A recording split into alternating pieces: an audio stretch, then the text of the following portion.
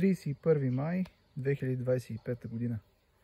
Снощи съседката ми се обади да ми каже, че има рояк в градината й и го хванах в този кошер, много корпусен, който реших всъщност да го преселя в топ бара.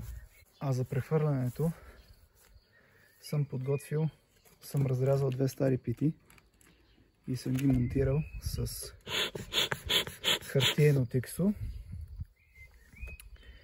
за летвичките.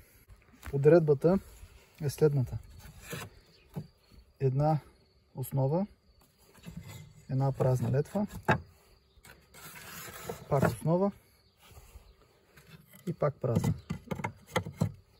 Така ще ги редувам, за да може по-бързо да освоят празното пространство. Този, като го гледам, запълва 1, 2, 3, 4, 5 може би общо до 6 междурамия, което си е достатъчно сила, за да се започне ново семейство. Ето ги, изтръскани вече. Вижте как си влизат сами навътре. Тук има още няколко заблудени.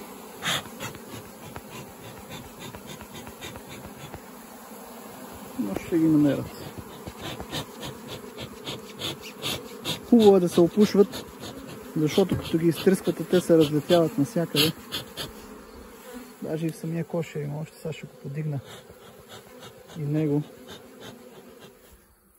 В момента са се струпали доста пред входа, пред прелката, но другата част отзад с повдигнати дупета пърхат с крилца, което означава това е дом. Не можах да видя майка, доста е пчелата и не исках много да ги рова. Затворих кошера, като, както виждате, една с основа, една празна, една с основа, празна. Така съм ги редувал и тук отзад съм им сложил 5 летвички. Капачето накрая. 5 летвички, защото ми се стори доста голям рояка, за да си имат пространство да градат. Сега ще ги оставя да се успокоят. И по-късно ще ги погледна пак. Един час по-късно слънцето вече пече и се вижда ясно движение, активност.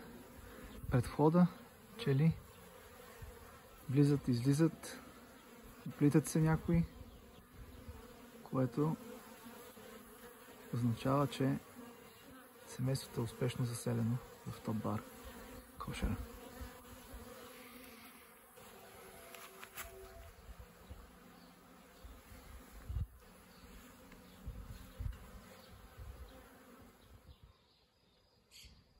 Акацията при нас почти е цъфнала, вече е завързала цветчета. Тази година се очертава хубаво време, което се надявам да донесе повече добиви на акациев мед.